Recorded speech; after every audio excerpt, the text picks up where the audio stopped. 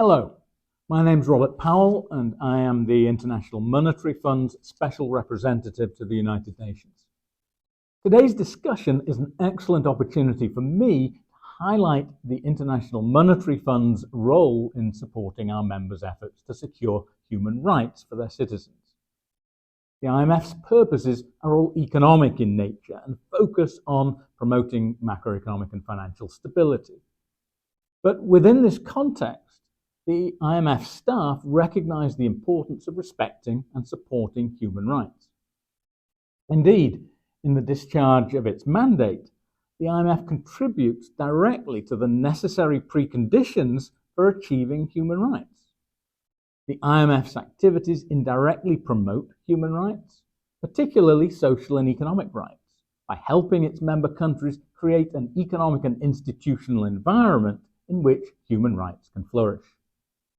For example, the IMF explicitly promotes and protects broad-based and inclusive economic growth, including employment generation and poverty reduction, and through policies such as gender budgeting or helping member countries align their budgets with SDG priorities, or seeking to protect minimum levels of social spending.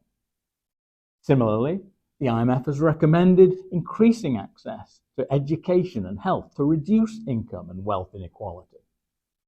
The Sustainable Development Goals are objectives which are strongly rooted in human rights.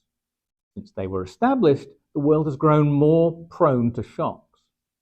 Countries are grappling with food insecurity, climate change, and geo-economic fragmentation.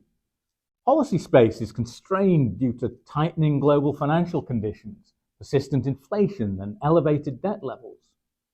So let me comment on how the international financial system can work together to increase financing for sustainable development and thereby better support all countries in their efforts to secure human rights. First, countries must act decisively to increase their own resources. It starts with efforts to mobilize more domestic resources, develop financial markets, and improve governance and transparency. And the IMF supports these efforts with technical assistance. Second, we must help countries lower debt burdens that are crowding out financing for the SDGs. Debt vulnerabilities remain high. There is currently no systemic debt crisis, but for a handful of countries in distress, improving the debt restructuring process is vital. Third, financing sustainable development and thus supporting efforts to achieve our collective human rights goals will require innovation and coordination among country authorities, the international financial institutions, multilateral development banks, the private sector, and donors.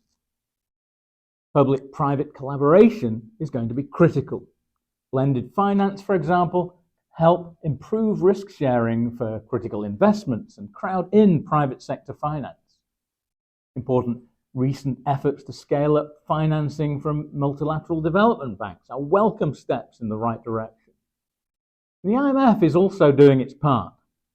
A couple more recent examples: we have approved 10 requests for our new Resilience and Sustainability Trust to support vulnerable countries, including small island developing states, taking action to deal with long-term challenges such as climate change. And we are mobilizing additional resources for our Poverty Reduction and Growth Trust, PRGT, providing concessional lending to low-income countries, including many small island developing states. We also continue to cooperate closely with other parts of the United Nations system, like the ILO, the World Food Programme, and UN Women, to help members address problems that hinder people's ability to exercise their human rights. In summary, the IMF remains strongly committed to supporting our members' efforts towards achieving the Sustainable Development Goals and thus to establish the underlying economic and institutional conditions necessary for a world where human rights can flourish. Thank you.